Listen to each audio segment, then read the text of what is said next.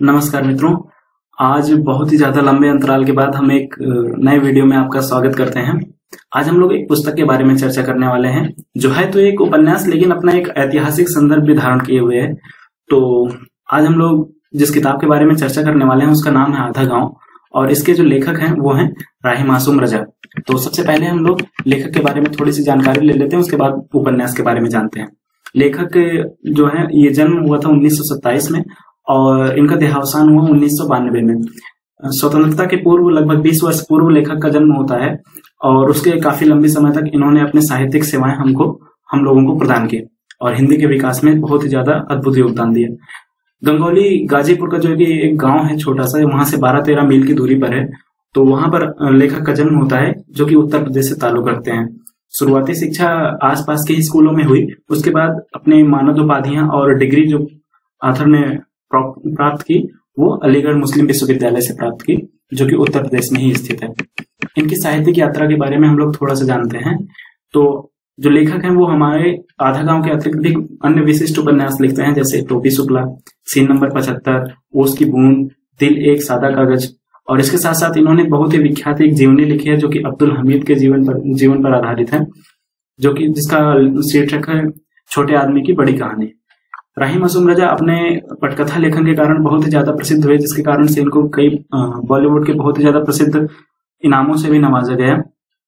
और यहाँ तक कि महाभारत का जो पटकथा लेखन है, जिसका निर्देशन खुद रामानंद सागर जी ने किया था, उसका भी पटकथा लेखन खुद राही मासूम रजा जी ने किया। तो आइए सबसे पहले हम लोग इस पुस्तक में क्या बताया गया है उसके सारांश के बारे में थोड़ी सी जानकारी लेते हैं। तो ये मुख्यतः जो इस पुस्तक का संदर्भ है वो बताया गया है, जो भारत और पाकिस्तान का सांप्रदायिक विभाजन होता है उसमें एक जो गांव रहता है, एक छोटा सा गांव जहाँ के लोग अनजान है पूरी दुनिया में क्या चल रहा है, वहां उस पर कितना ज्यादा प्रभाव पड़ता है, इसके बारे में एक मार्मिक दृश्य प्रस्तुत करती है ये पुस्तक। और इसमें यह भी दिखाया गया है कि किस तरह से विश्व युद्ध भारतीयों को प्रभावित करता है, और भारतीयों को तो करता ही है, उसके साथ साथ उस छोटे से गांव पर उसका कितना ज्यादा प्रभाव पड़ता है ये भी उसमें दिखाया गया है। साथ ही साथ जब भारत विभाजन हो जाता है तो उसके बाद आधा गांव किस तरह से गंगा जमुनी तहजीब की एक अद्भुत मिसाल पेश करता है, उसको भी बहुत ही अच्छी तरह से कुरेदा है हमारे रजा जी ने, राही मासूम रजा जी ने। ये पुस्तक कई शीर्षकों में लिखी गई है, जिसमें सबसे पहला शीर्षक है मेरा गांव और मेरे लोग। तो इसमें आज जो लेखक हैं वो मुख्यतः गांव की संरचना और वहां के लोग कैसे हैं इसके बारे में बताने का प्रयास करते हैं। तो लेखक बताते हैं कि जो हमारा गांव है 2 भागों में विभक्त है, उत्तर पट्टी और दक्षिण पट्टी। लेखक खुद दक्षिण पट्टी से ताल्लुक रखते हैं और यहाँ इनका पूरा समय, जो भी पूरे गांव का जो पूरा समय है, ये मुहर्रम की तैयारियों में ही बीत जाता है। और इसके साथ साथ लेखक आगे जब लोगों के बारे में बताना शुरू करते हैं तो वहां बताते हैं कि वहां की जो महिलाएं हैं, इन्हें रोने के लिए बस इमाम हुसैन का नाम ही काफी है। वो इमाम हुसैन जैसे आप उनसे कहते हैं तो वो तुरंत रोना शुरू कर देती हैं। साथ ही भाषा को लेकर के लेखक आगे लिखते हैं कि इन्हें गोरेदा, जो इनके लखनवी उर्दू बोलते थे, दरअसल गोरेदा का छोटा सा एक बैकग्राउंड बताया गया है, जिसमें क्या होता है, गोरेदा न्यू थिएटर्स कोलकाता में जाते हैं, काम करते हैं, तो जिस कारण से ये लखनवी उर्दू बोलते हैं। और लेखक के बचपन में जो इन्होंने उर्दू सीखी थी वो थी भोजपुरी उर्दू। तो इनके कक्कू का कहानी भी उसी में भोजपुरी उर्दू में ही सुनाया करते थे। तो लेखक जब पहली बार उस तरह के शब्द सुनता है जो लखनवी उर्दू में थे, वो किस तरह से अपने आप को उनसे अपरिचित पाता है, इसके बारे में बहुत ही अच्छी तरह से लेखक वर्णन करता है। साथ ही साथ मुहर्रम की तैयारी को लेकर के शौच खाने की रस्में किस तरह से अदा की जाती थी, उनकी तैयारी क्या होती थी, बहुत ही बारीकी से ये इस किताब में बताया उन्होंने। और इसके बारे में, वहां के लोगों के बारे में एक उदाहरण और देना चाहूंगा जो कि लेखक ने लिखा है। जैसे जब वहां गोरेदा आते हैं गांव में और उनके साथ उनकी पत्नी आती हैं, तो क्या होता है, एक गोल में एक गुट में सब लोग बैठ जाते हैं। तो बाजी जो रहती हैं वो लड़कियों को बताती हैं कि कैसे क्या हो रहा है दुनिया में। तो उसको लेकर के लेखक लिखता है कि बाजी लड़कियों के गोल में बैठे उन्हें फरेबी दुनिया, जिसे फिल्म की दुनिया कहते हैं, कहानियां सुना रही थी। लड़कियों ने तमाम बातें तो मान ली, लेकिन इस बात से साफ इंकार कर दिया कि तस्वीरें भी चलती फिरती और बोलती चालती हैं, और गाने की तो खैर कोई सवाल ही पैदा नहीं होता। बाद में इसको कंफर्म करने के लिए जो बाजी थी वो खुद ऑथर से पूछती, तो जब लेखक बताता है हाँ, तो वो बेहोशी हो जाती हैं। तो इस तरह बहुत ही सीधे साधे किस्म के लोग हैं वो। शुरू में लेखक इसी के बारे में बताता है जो अगला शीर्षक आता है उसका उद्गम, इसमें क्या है, नज्जन मियाँ, उनके दो बेटियां हैं, दिलारा और सितारा। दिलारा बड़ी बेटी है और सितारा की उम्र तकरीबन 16-17 साल है। और ये गंगौली गांव आते हैं और वहां पर हम्माद मियाँ का एक बेटा है, अब्बास, बड़ा बेटा है। तो इससे सितारा को प्यार हो जाता है और जिसके कारण से जो अब्बास है, ये चूंकि अलीगढ़ में पढ़ाई की है इसने और ये पाकिस्तान का हिमायती है, तो सितारा को तो पाकिस्तान में कोई इंटरेस्ट नहीं होता। सितारा, इवन जो लेखक हैं वो एग्जाम्पल देते हैं कि सितारा जो गफूरन बुआ है जिनसे अब्बास पाकिस्तान की चर्चाएं करता था, उनसे पूछती है कि बुआ ये पाकिस्तान का होता है, तो बुआ उनको बताती हैं कि एक नया मुल्क बनेगा जिसे पाकिस्तान कहेंगे। तो सितारा पूछती है बुआ ये मुल्क का होता है, तो उसके जो गफूरन बुआ है वो पूरी तरह से सिटपिटा जाती हैं।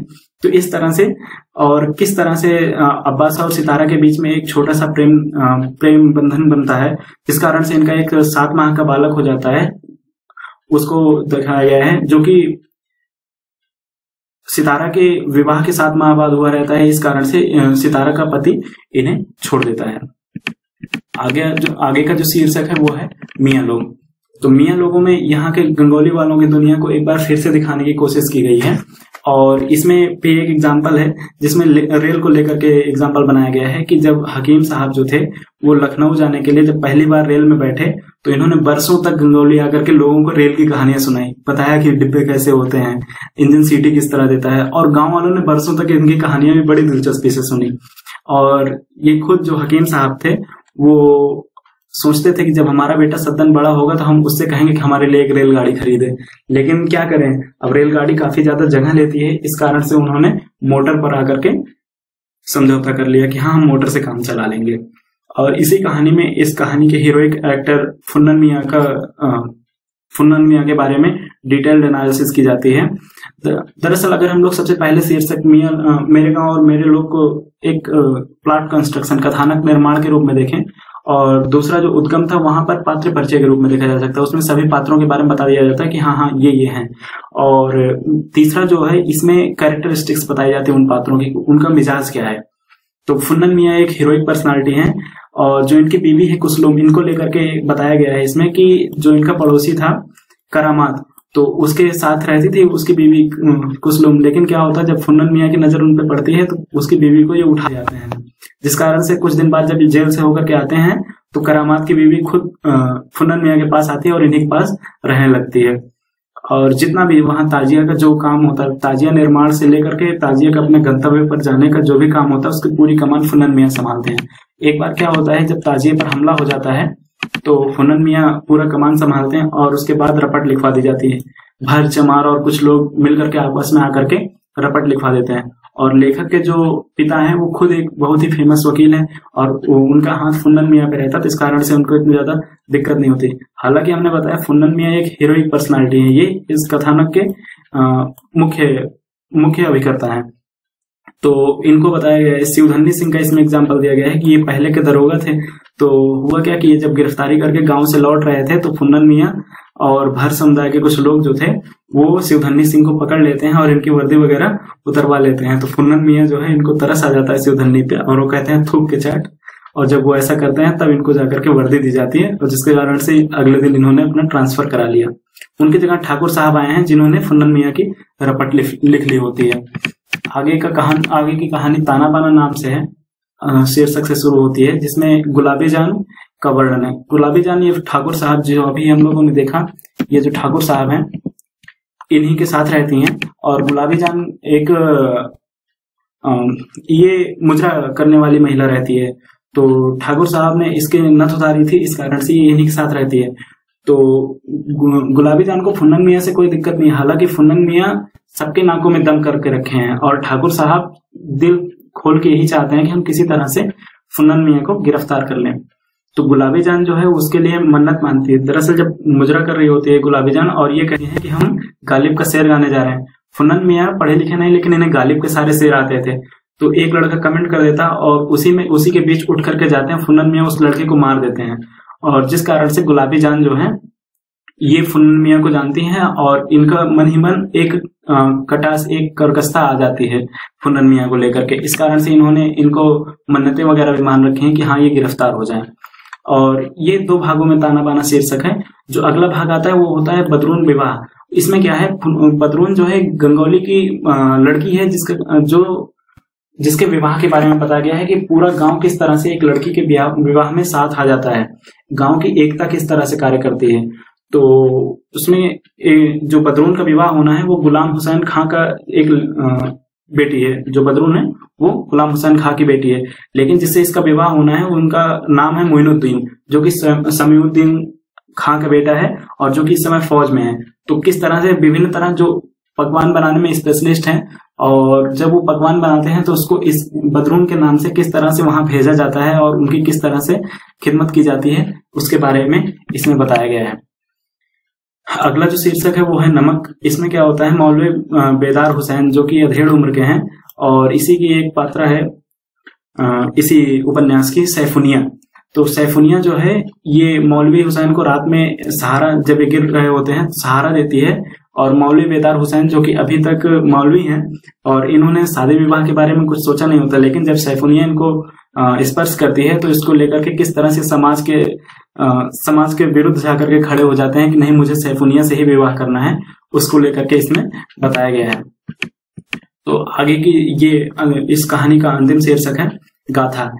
दरअसल जो फुन्नन मियाँ है उनका सबसे जो पसंदीदा व्यक्ति है उसका नाम था झिंगुरिया, और झिंगुरिया जो था ये फुन्नन मियाँ के साथ हमेशा रहा था। हमने बताया ये किताब एक अद्भुत मिसाल पेश करती है गंगा जमुनी तहजीब की।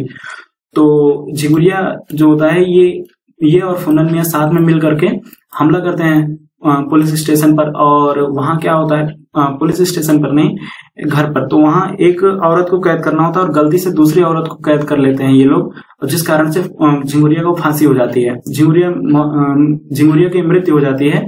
इसके बाद यहाँ ये अब जो झिंगुरिया देख रहे हैं इसका बेटा फुन्नन मियाँ का साथ देता है।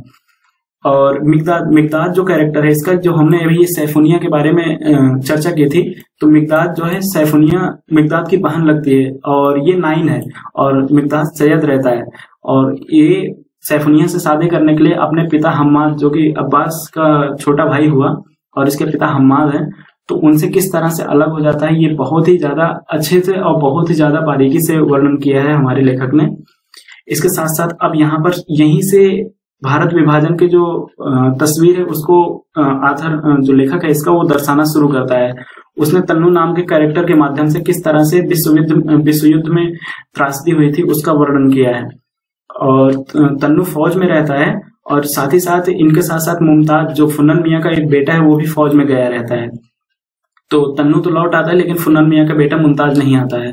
और उसके बाद क्या होता है, जब कासिमाबाद में सभी शहीदों को श्रद्धांजलि दी जा रही होती है, तो फुन्नन मियाँ वहां बड़े गर्व से कह रहे होते हैं कि आज हमारे बेटे को भी श्रद्धांजलि दी जाएगी। लेकिन जब इनके बेटे का नाम नहीं लिया जाता है तो किस तरह से वो वापस उदास होकर के आते हैं, ये बहुत ही ज्यादा मार्मिक घटना के रूप में इस पुस्तक में बताया गया है। मैं एक ओवरव्यू दे रहा हूँ इस पुस्तक का आपको, आप इस पुस्तक को पढ़ें और शायद बहुत ही इंटरेस्टिंग आपको भी लगेगी ये।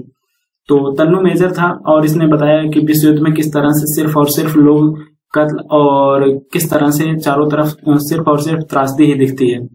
हकीम साहब की हकामत किस तरह से चली जाती है, और होम्योपैथी वाली जो दवाइयां रहती हैं किस तरह लोगों को लोग अपनाने लगते हैं, ये भी बहुत ही ज्यादा बेहतर तरीके से लेखक ने बताया है। और फिर कासिमाबाद जब हमने बताया कि श्रद्धांजलि दी जा रही होती है उसका, तो फुन्नन मियाँ और झिंगुरिया क्या होते हैं कि जब शाम को नाच देख करके आ रहे होते हैं तो फुन्नन मियाँ झिंगुरिया के साथ रहते हैं, और फुन्नन मियाँ पर हमला हो जाता है। जब फुन्नन मियाँ और झिंगुरिया दोनों वहीं पर मर जाते हैं। तो ये लगभग कहानी यहाँ पर आकर के खत्म हो जाती है।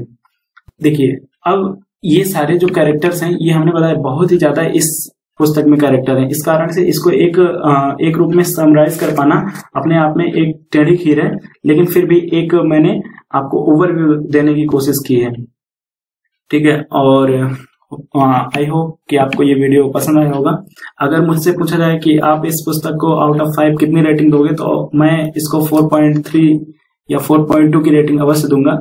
अगर आपको कोई ऐसी पुस्तक पढ़नी है जो कि आप समझ सकें कि हाँ भारत विभाजन को लेकर के किस तरह से वो जड़ समाज तक को किस तरह से उस घटना ने हिलाया था और विश्व युद्ध का कितना ही ज्यादा एडवर्स इम्पैक्ट पड़ सकता था इंडिया पे, वो दिखाया गया है। जैसे मैं आपको एक एग्जांपल बताता हूँ। जब ठाकुर साहब जो कि दरोगा हैं वो आते हैं वार फंड के लिए पैसा जमा करने, तो फुन्नन मियाँ से पैसा मांगते हैं। फुन्नन मियाँ उससे कहते हैं, फुन्नन मियाँ छोटे जमींदार थे, तो उससे कहते हैं कि हमने एक अपना बेटा तो दिया है और क्या क्या दे दूं। तो इस तरह की चीजें यहाँ पर गंगोली वालों को दिखाया गया है।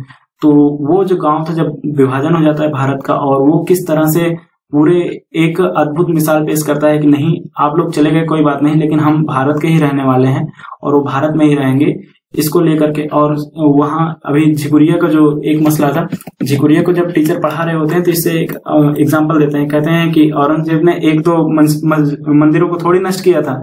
तो झिकुरिया उनसे कह देता है कि हम नहीं जानते हैं कि औरंगजेब ने कितने मस्जिदों को या फिर किसको नष्ट किया था, लेकिन ये उस आगे कहता है कि और जेकर नाम आप लेत पानी उस आलन होई कोनो बदमाश, जमींदारन का जुल्म करब हम नहीं कहत कि जुल्म बाड़े, बाकी जेके पास जमींदारी हो ओकर जुल्म करे के पड़ी, ना करी तो जमींदारी न रह जाए और मेहू लोग कोई जमींदार ठहरे।